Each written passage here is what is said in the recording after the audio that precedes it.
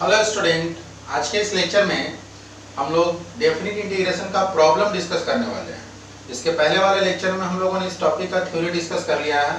जिन बच्चों ने उस वीडियो को नहीं देखा है वो उस वीडियो को देख करके पहले थ्योरी को समझ लेंगे। कुछ बच्चों ने प्रॉब्लम बनाया है और उन्होंने हमसे डाउट पूछा है। तो आज जो पहला डाउट हम लोग क्लियर करने वाले हैं वो है केसी सिन्हा का एक्सरसाइज 20.1 का क्वेश्चन नंबर 1 का 13। तो आइए जरा देखते हैं क्वेश्चन नंबर 1 का 13 कैसे बनेगा। I equal to D X divided by 4 plus 9x square और लिमिट है 0 से 2/3। लोअर लिमिट है 0 और अपर लिमिट है 2/3। तो पहले इसका प्रोसेस क्या है, डेफिनिट इंटीग्रेशन को बनाने का प्रोसेस क्या है। तो सबसे पहले आप इसको इंटीग्रेट करिए। इनडेफिनिट इंटीग्रेशन में जैसे आप इसको इंटीग्रेट करते थे वैसे आप इंटीग्रेट करिए और इंटीग्रेट करने के बाद फिर एक बार अपर लिमिट x के जगह पर जो अपर लिमिट है वो रखेंगे, फिर माइनस का साइन लगा करके लोअर लिमिट को रख देंगे। तो जब तक इंटीग्रेशन हो नहीं जा रहा है तब तक हम लोग इस लिमिट को लिखते रहेंगे 0 से 2/3। अब बताइए कि ये इंटीग्रेशन के किस फॉर्मूले पे आएगा। तो 9x स्क्वायर को हम लोग लिख सकते हैं 3x का स्क्वायर प्लस 4 को लिख सकते हैं 2 स्क्वायर। तो अब ये इंटीग्रेशन के किस फॉर्मूले पर आ गया, तो ये आ गया dx by X square plus A square. और dx by X square plus A square का क्या फॉर्मूला होता है, dx by X square plus A square. इसका फॉर्मूला होता है इंटीग्रेशन में 1/a tan inverse x by a। तो इसी फॉर्मूले पे हम लोग इसको पुट करेंगे। तो dx बाई x का काम यहाँ कौन कर रहा है 3x स्क्वायर प्लस a का काम कौन कर रहा है 2 स्क्वायर। तो उस फॉर्मूले पे उसको सेट करिए तो क्या हो जाएगा, क्या है फॉर्मूला 1/a। तो 1/a का काम कौन कर रहा है 2 tan inverse x by a।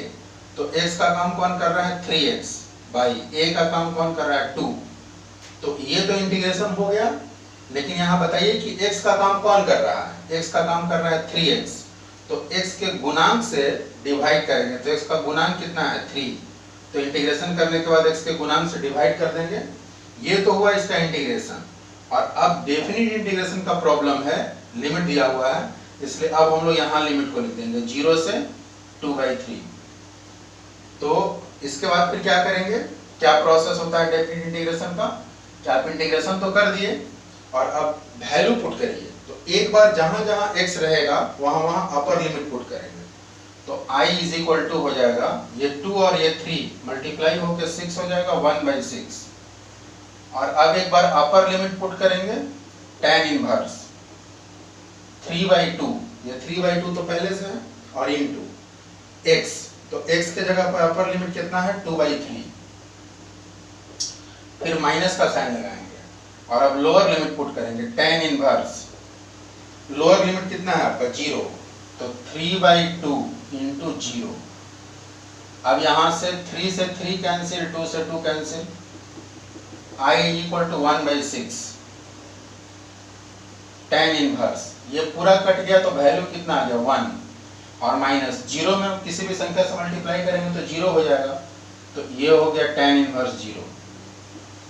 I equal to 1/6 tan inverse 1।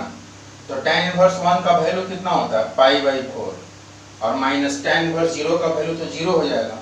तो ये आपका हो गया π/24 और यही आपका आंसर हो गया। इसको नोट करिए।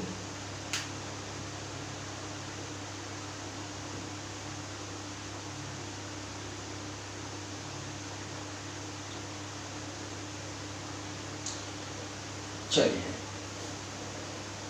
इसके बाद जो नेक्स्ट प्रॉब्लम बच्चों ने पूछा है वो है 1 का 14।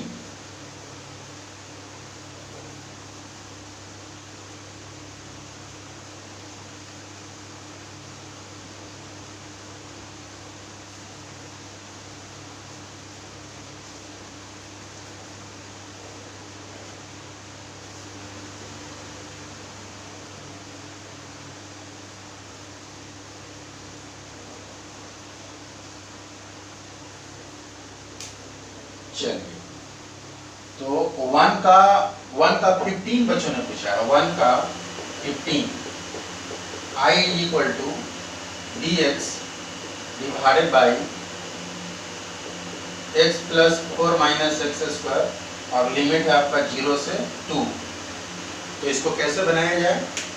तो जब तक ये इसको इंटीग्रेशन करेंगे, जब तक इंटीग्रेशन के रूप में इसको लाएंगे, तब तक ये इंटीग्रेशन और लिमिट लिखते जाएंगे, और जब इंटीग्रेट कर देंगे तब ये जो लिमिट है वो दूसरे तरफ चला जाएगा, ब्रैकेट लगा करके उसको लिख देते हैं।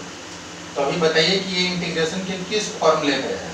तो अभी ये डायरेक्ट किसी फॉर्मूले पे नहीं है, तो इसमें से क्या करते हैं कि माइनस को बाहर निकालते हैं, पहले फॉर्मूला पे सेट करेंगे, तो ये हो जाएगा 0 से 2 dx, माइनस को कॉमन निकालेंगे तो ये हो जाएगा एक्स स्क्वायर, प्लस में आ जाएगा, ये प्लस है तो minus, minus X minus 4, I is equal to minus 0 से 2 dx। अब बताइए इसको हम लोग किस फॉर्मूले पे लाएंगे? a माइनस बी के होल स्क्वायर पे, तो ये a square x square minus इसको 2ab के रूप में कैसे लिखेंगे? एक्स स्क्वायर माइनस 2, और ये हो जाएगा 1/2 इंटू एक्स, तब ना 2 से 2 कैंसिल होगा और ये माइनस एक्स हो जाएगा, तो एक्स स्क्वायर माइनस 2ab और minus 4।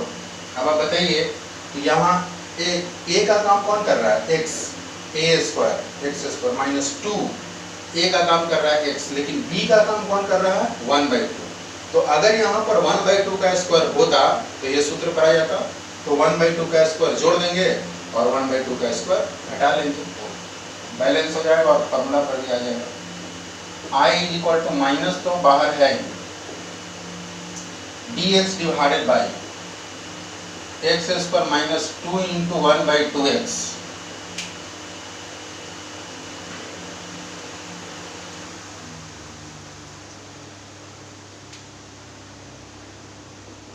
I is equal to, ये माइनस तो है ही, 0 से 2 dx divided by X square minus 2 into 1/2x plus, यहाँ b का काम कौन कर रहा है? 1/2, तो 1/2 का स्क्वायर ऐड कर देंगे, माइनस 1/2 का स्क्वायर सब्ट्रैक्ट कर लेंगे, घटा लेंगे, और माइनस 4 तो पहले से है, तो ये तो माइनस 4 रहेगा।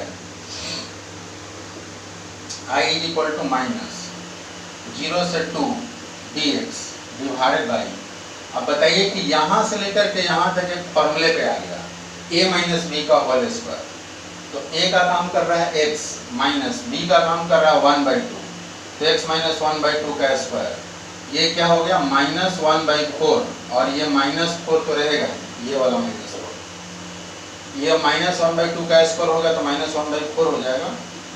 I इक्वल टू माइनस 0 से 2 dx divided by x minus 1/2 का होल स्क्वायर। इसको एलसीएम लेकर के सॉल्व करिएगा तो माइनस और माइनस 16, ये हो जाएगा माइनस 17/4, और अब ये जो माइनस बाहर है इस माइनस को अंदर करिए, तो I इक्वल टू ये हो जाएगा 0 से 2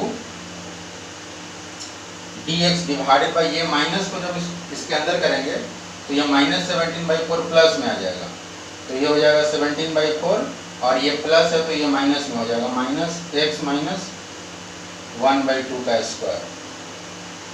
यहाँ तक इसको पहले नोट करिए।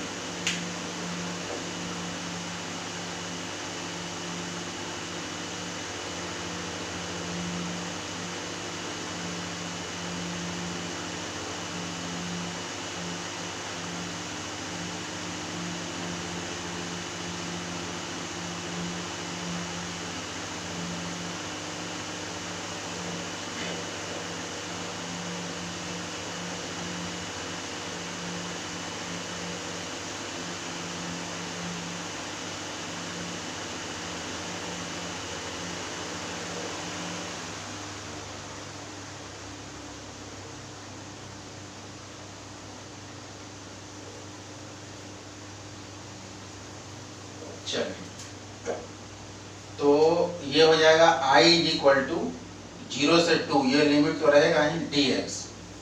अच्छा, 17/4 को हम लोग लिख सकते हैं √17/2 का स्क्वायर माइनस x माइनस 1/2 का स्क्वायर। ऐसा करने से अब ये किस फॉर्मूले पे आ गया, ये आ गया dx by A square minus X square. और dx by A square minus X square का क्या फॉर्मूला होता है, वो फॉर्मूला भी जरा हम लोग देख लेते हैं क्या होता है।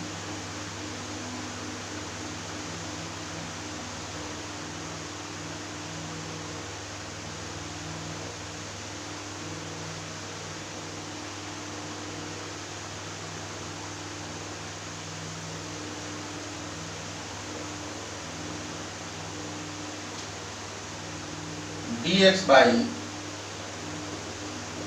ए स्क्वायर माइनस एक्स स्क्वायर, इसका फॉर्मूला होता है 1/2a log a plus x divided by a minus x, यही फॉर्मूला होता है। तो इसी फॉर्मूले पे इसको हम लोग सेट करेंगे।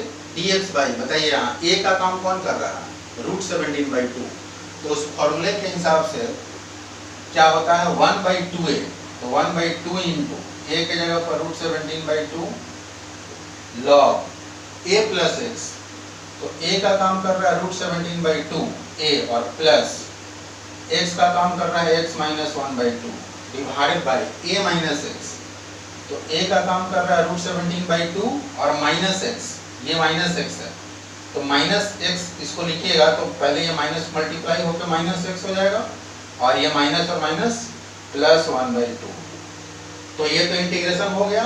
और अब इंटीग्रेशन अगर हो गया तो अब हम लोग यहाँ पर जो लिमिट हम लोग पहले इंटीग्रेशन के साइन के साथ लिख रहे थे, अब वो लिमिट यहाँ आ जाएगा 0 से 2, 2 से 2 कैंसिल, i = 1/√17, इंटीग्रेशन तो हो गया। अब हम लोग वैल्यू पुट करेंगे लॉग, अब जहाँ जहाँ x रहेगा, जिस रूट में x रहेगा उसमें x के जगह पर अपर लिमिट देंगे 2, तो ये हो जाएगा √17/2 plus 2 minus 1/2 divided by √17/2 minus 2 plus 1/2, ये अपर लिमिट हो गया माइनस लॉग। और अब हम लोग लोअर लिमिट देंगे, तो लोअर लिमिट कितना है 0, तो जहाँ जहाँ x रहेगा वहाँ 0 देंगे, तो हो जाएगा √17/2 प्लस यहाँ 0 रखिएगा तो ये पूरा 0 हो जाएगा, कैंसिल हो जाएगा, या लिख देते हैं इसको प्लस 0 माइनस 1/2 डिवाइडेड बाई √17/2, ये माइनस 0 प्लस 1/2। अब इसको हम लोग थोड़ा सा और सॉल्व कर लेते हैं, इसको नोट करिए।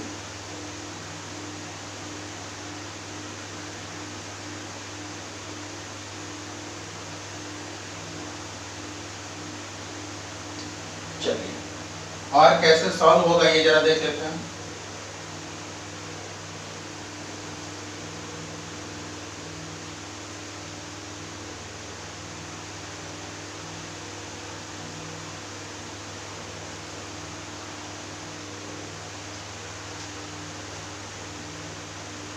i = 1/√17, ये तो रहेगा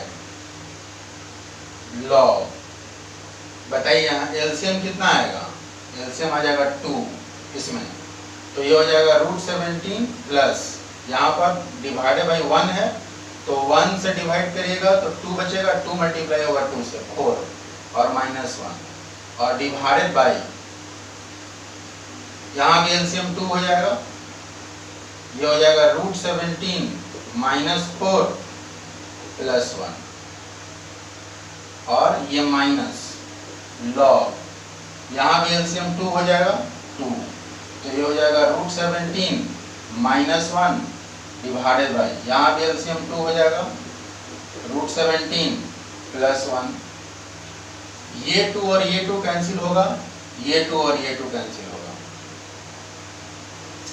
तो i = 1/√17, यहाँ क्या बचेगा लॉग √17 और 4 माइनस 1 तो plus 3 divided by √17 minus 4 plus 1 तो minus 3 minus log √17 minus 1 divided by √17 plus 1।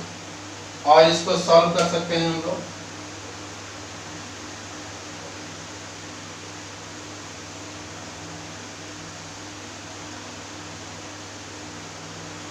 ये log के एक प्रॉपर्टी पे आ गया, log m minus log n, तो log m minus log n का क्या प्रॉपर्टी होता है? log m बाई n होता है। तो log m का काम कौन कर रहा है? √17 plus 3 divided by √17 minus 3 log m, और डिवाइडेड बाई, तो डिवाइडेड बाई n का काम कौन कर रहा है? √17 माइनस 1 डिवाइडेड बाई √17 प्लस 1। ये आ गया log के प्रॉपर्टी पे।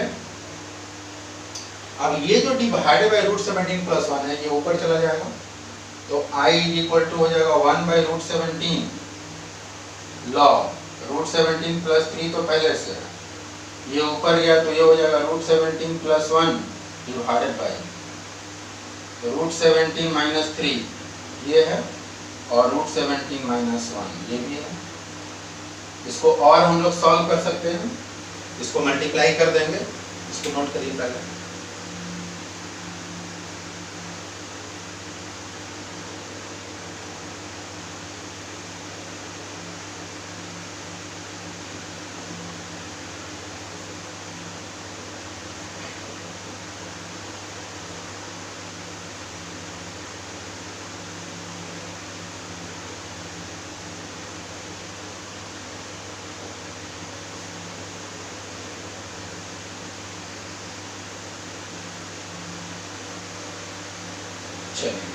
I is equal to 1 by √17 तो है log, ये √17 मल्टीप्लाई होगा √17 से तो कितना हो जाएगा? 17, और √17 मल्टीप्लाई होगा 1 से तो √17, ये 3 मल्टीप्लाई होगा √17 से प्लस 3 √17, और ये 3 मल्टीप्लाई होगा 1 से प्लस 3 डिवाइडेड बाई √17 मल्टीप्लाई होगा √17 से तो ये 17 हो जाएगा, माइनस 3 मल्टीप्लाई होगा √17 से तो minus 3 √17,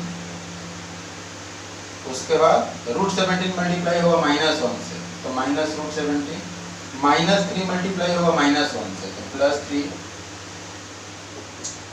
I is equal to 1 by √17 log 17 plus 3 20, और ये 17 √17 और प्लस 3 √17 तो 3 प्लस 1 4 √17 डिवाइडेड बाई 17 प्लस 3 20, और minus 3 √17 minus √17 minus 4 √17। I is equal to 1 by √17 log, इसमें से 4 कॉमन ले लीजिए, 4 यहाँ से भी कॉमन ले सकते हैं, 4 यहाँ से भी कॉमन ले सकते हैं, तो 4 कॉमन लेंगे तो क्या बचेगा? 5 प्लस √17, यहाँ से भी 4 कॉमन लीजिए, 5 माइनस √17, 4 से 4 कैंसिल। क्या इसको और सॉल्व किया जा सकता है? यहाँ पर इसको हम लोग और सॉल्व कर सकते हैं। आप इसका क्या करिए कि हर का परिमेयकरण कर दीजिए, तो I is equal to 1 by √17 तो है ही, तो हर का परिमेयकरण करिएगा तो यहाँ 5 माइनस √17 है, तो 5 प्लस √17 से ऊपर नीचे मल्टीप्लाई करना पड़ेगा, तो 5 प्लस √17 तो पहले से है। जब इसको रेशनलाइज करिएगा, आप इसका परिमेयकरण करिएगा, तो इसके चलते यहाँ पर मल्टीप्लाई करना पड़ेगा 5 प्लस √17 से डिवाइडेड बाई 5 माइनस √17 तो है, और यहाँ भी मल्टीप्लाई करना पड़ेगा 5 प्लस √17 से। अब आइए, ये आपका हो गया I is equal to 1 by √17 तो रहेगा log, ये क्या आ गया? 5 प्लस √17 इंटू 5 प्लस √17, तो ये हो जाएगा 5 प्लस √17 का स्क्वायर डिवाइडेड बाई, ये टूटेगा a minus B into A plus B, तो a का स्क्वायर 5 का स्क्वायर 25 और माइनस b का स्क्वायर तो √17 का स्क्वायर 17, ये a minus B into A plus B पे आ गया। a minus B into A plus B का फॉर्मूला होता है a square minus b square. I is equal to 1 by √17 log, इसको तोड़िए a प्लस b का होल स्क्वायर, तो a का स्क्वायर 5 का स्क्वायर 25 प्लस b का स्क्वायर तो √17 का स्क्वायर 17 प्लस 2ab, तो 2 इंटू 5 इंटू √17 तो ये हो जाएगा 10 √17, और डिवाइडेड बाई 25 माइनस 17 ये हो जाएगा 8। I is equal to 1 by √17 log, इसको ऐड करिए 25 और प्लस 17 तो कितना आएगा? 42 प्लस 10 √17 डिवाइडेड बाई 8। अब इसमें से क्या करिए कि 2 अगर आप कॉमन निकालिएगा, ये हो जाएगा 1/√17 log। अगर यहाँ से 2 कॉमन निकालिएगा तो ये हो जाएगा 21 प्लस 5√17 और डिवाइडेड बाई जो 2 आप कॉमन निकाले वो 2 8 से कट के यहाँ हो जाएगा 4 और यही आपका आंसर हो जाएगा। इसको नोट कर लीजिए।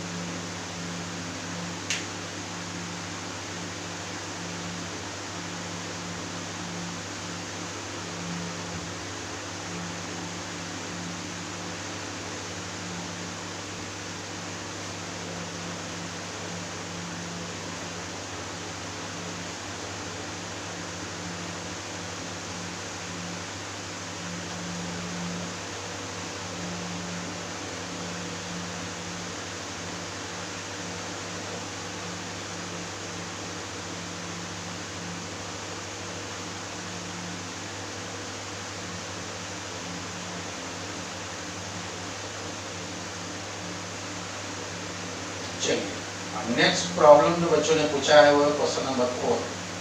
q इज इक्वल टू, इसमें इंटीग्रेशन को q से डिनोट किया है। जनरली हम लोग इंटीग्रेशन को i से डिनोट करते हैं। 8b by root h integration 0 से h h minus h root h dh, यही सवाल है।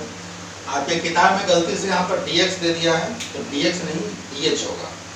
अब यहाँ पर जो प्रॉब्लम ये है कि यहाँ पर जो आपका b है कैपिटल H है और स्मॉल h है, तो ये तीनों में से किसको कांस्टेंट और किसको वेरिएबल माना जाए, तो ये डिपेंड करेगा यहाँ जो d है उस पर। तो ये dh है। जनरली हम लोग जो सवाल बनाते हैं उसमें इंटीग्रेशन और यहाँ dx होता है, तो अगर यहाँ dx होता है तो उसमें x वेरिएबल होता है और इस प्रॉब्लम में यहाँ dh दे दिया, तो dh दे दिया इसका मतलब d स्मॉल h है। h 2 है, कैपिटल H है तो स्मॉल h है, तो dh में जो h लगा हुआ है वो स्मॉल h है। इसका मतलब कि इस सवाल में स्मॉल h जो छोटा h है वो वेरिएबल होगा और बाकी सब कांस्टेंट हो जाएगा। तो बाकी सब मतलब कौन, b भी कांस्टेंट हो जाएगा और कैपिटल H भी कांस्टेंट हो जाएगा। तो ये तो क्लियर हो गया। इसमें वेरिएबल कौन है, स्मॉल h। कैसे समझे, तो dh में कौन h लगा हुआ है, स्मॉल h। तो अब इसको इंटीग्रेशन कैसे किया जाए, 8b बाई रूट h, ये तो खुद कांस्टेंट है बाहर है, इसको छोड़ देंगे ऐसे 0 से h, ये रूट h को मल्टीप्लाई करिए, इसको ऐसा करिए बड़ा ब्रैकेट दे देना, तो ये रूट h मल्टीप्लाई होगा तो h रूट h हो जाएगा dh माइनस 0 से h, ये रूट h इससे भी मल्टीप्लाई होगा h रूट h dh। चलिए तो q is equal to 8b by root h। अब इस इंटीग्रेशन में आइए, इसमें जो कैपिटल H है वो कांस्टेंट है, बाहर निकालिए, ये हो जाएगा 0 से h और ये हो जाएगा रूट h dh, तो h का पावर 1/2।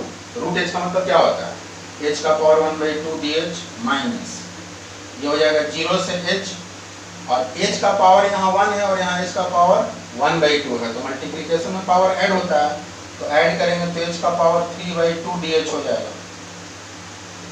अब नेक्स्ट स्टेप में इसको इंटीग्रेट करेंगे, ये x के पावर n पर आ गया और ये भी x के पावर n पर आ गया, इसको नोट करिए।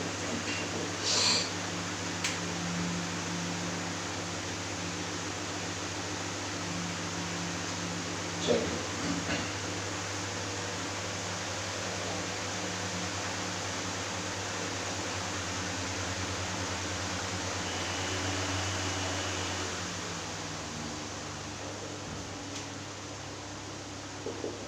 q is equal to 8b by root h, ये कैपिटल H ये तो कांस्टेंट है, इसका इंटीग्रेशन करेंगे तो ये हो जाएगा h का पावर 3/2 बाई 3/2, ये इंटीग्रेशन हो गया। और अब लिमिट बैठाएंगे, तो लिमिट कैसे बैठाएंगे, 0 से h माइनस इसका इंटीग्रेशन करिए तो h का पावर 3/2 है, इंटीग्रेशन करिएगा तो h का पावर 5/2 बाई 5/2 हो जाएगा। और यहाँ भी हम लोग लिमिट बैठाएंगे 0 से h और अब q is equal to 8b by root h, ये कैपिटल H ये तो बाहर है, ये 3/2 है तो ये 2 कहाँ चला जाएगा ऊपर, तो 2/3 हो जाएगा। और इस h के जगह पर अब हम लोग कैपिटल H देंगे, अपर लिमिट, तो ये हो जाएगा h का पावर 3/2 माइनस लोअर लिमिट जब देंगे तो वो 0 होगा, तो 0 देंगे तो 0 खत्म हो जाएगा, वो नहीं लिखा था, माइनस छोड़ देंगे उसको, ये 2 ऊपर जाएगा 2/5 और यहाँ भी अपर लिमिट रखेंगे तो स्मॉल h की जगह पर कैपिटल H हो जाएगा, तो h का पावर 5/2 और यहाँ भी लोअर लिमिट 0 है तो उसको भी नहीं लिखेंगे। अब इसको जरा देखते हैं, ये लिमिट तो हम लोग पुट कर दिए, अब इसको देखते हैं कि कैसे सॉल्व होगा, क्या और सॉल्व होने का कोई गुंजाइश है। Q = 8b/√h, यहाँ से 2/3 और कैपिटल H का पावर 1 है और H का पावर 3/2 है, तो मल्टीप्लिकेशन में पावर ऐड होता है, तो H का पावर दोनों को जोड़िएगा तो 5/2 आ जाएगा माइनस 2/5, H का पावर 5/2 तो पहले से है। Q = 8b/√h, इसमें से कॉमन कितना निकलेगा, तो 2 यहाँ भी है 2 यहाँ भी है, तो 2 कॉमन निकल गया, H का पावर 5/2 भी निकल गया कॉमन, तो H का पावर 5/2। जब यहाँ से 2 निकाल लिए और H का पावर 5/2 निकाल लिए तो बचेगा 1/3 माइनस 1/5, इसको नोट करिए पहले।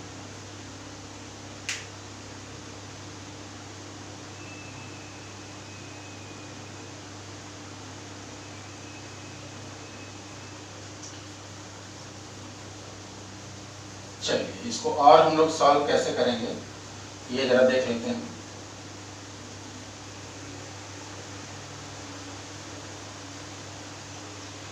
ये आपका हो गया Q = 8 × 2 16b और यहाँ है h का पावर 5/2 और डिवाइडेड बाई है √h, √h मतलब होता है h का पावर 1/2, तो ये h का पावर 1/2 जब ऊपर जाएगा तो माइनस में आ जाएगा -1/2। एलसीएम 3 और 5 का 15, यहाँ से हो जाएगा 5 - 3। Q = 16b h का पावर, इसको जब आप सॉल्व करेंगे तो 5 - 1 4/2 मतलब ये h² हो जाएगा, 5 - 3 2/15, तो Q = हो जाएगा 16 × 2 32/15 और bh², यही हमारा आंसर हो जाएगा। इसको नोट करिए।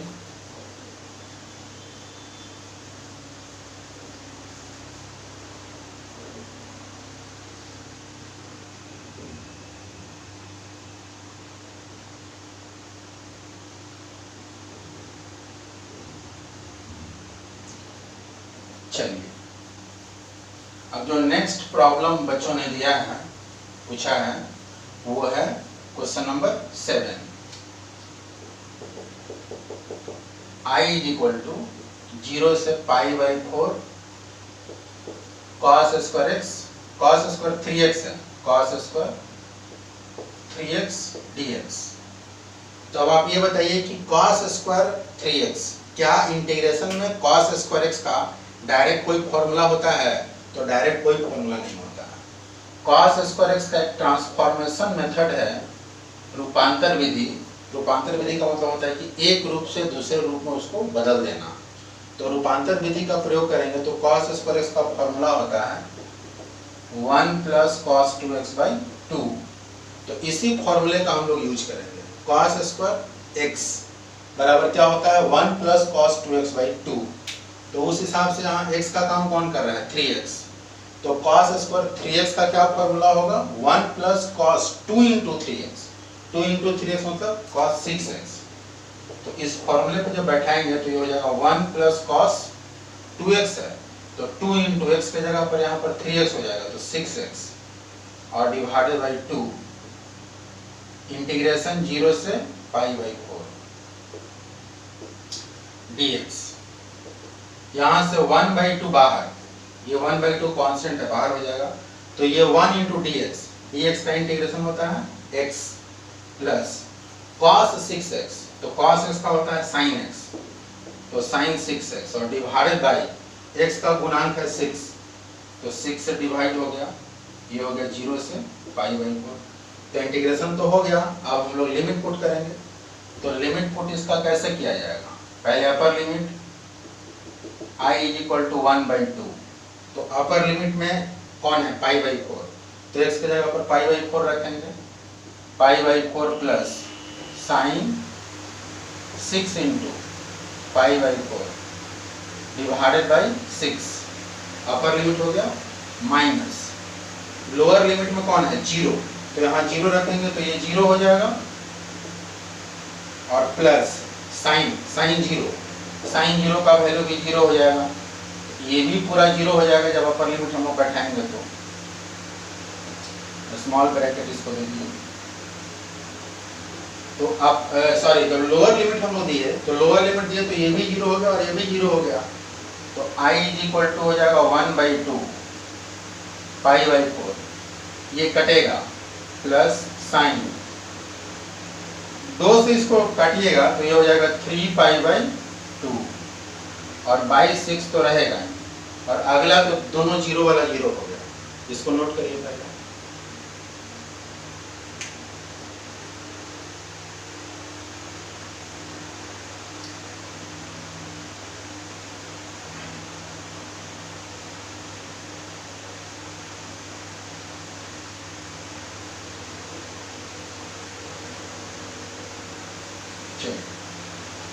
तो i इक्वल टू 1/2, ये π/4 और साइन 3π/2 का वैल्यू होता है -1, तो -1/6। i इक्वल टू ये 2 से मल्टीप्लाई करिए तो 1/8 माइनस π/2 मल्टीप्लाई बाई 6 12, तो 1/8 माइनस और π/8 माइनस ये 1 है यहाँ 1/12, और यही हमारा आंसर हो जाएगा। अब साइन 3π/2 का वैल्यू -1 कैसे हुआ, जिन लोगों को नहीं याद है वो देख लीजिए कैसे होगा। साइन 3π/2 को हम लोग लिख सकते हैं साइन π प्लस π/2, इसको सॉल्व करेंगे तो 3π/2 हो जाएगा। ये किस रूप में आ गया, ये आ गया पाई प्लस थीटा, तो पाई प्लस थीटा किस क्वाड्रेंट में जाता है, ये थर्ड क्वाड्रेंट में जाता है, और थर्ड क्वाड्रेंट में साइन क्या होता है माइनस, और ये पाई के रूप में है तो नो चेंज होता है तो साइन ही रह जाएगा माइनस साइन π/2, और साइन π/2 का वैल्यू 1, तो ये हो जाएगा -1। तो अगर वैल्यू याद है तो साइन 3π/2 का डायरेक्ट -1 दे दीजिए, और यही आपका आंसर हो गया, इसको नोट करिए।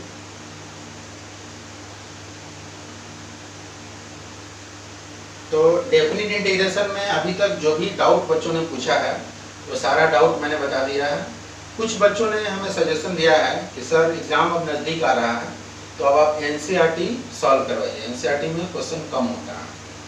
तो केसीसी में मेरा सॉल्व कराने का पर्पस ये है कि स्टूडेंट ज़्यादा से ज़्यादा सवाल बनाए और वो ज़्यादा से ज़्यादा प्रैक्टिस करें, जिससे कि वो सीखे ज़्यादा से ज़्यादा। और सिलेबस को ख़त्म करना ये हमारा मकसद नहीं होना चाहिए, हमारा मकसद होना चाहिए कि किसी भी टॉपिक को अच्छे तरीके से समझना। फिर भी अगर आपको लगता है कि थोड़ा हम लोग स्लो चल रहे हैं तो आप लोग थोड़ा सा अपनी प्रैक्टिस को बढ़ाइए, थोड़ा सा और अपने स्पीड को बढ़ाइए। आप लोग सवाल भी थोड़ा धीरे धीरे बना रहे हैं, थोड़ा जल्दी जल्दी सवाल बनाइए, सवाल पूछिए।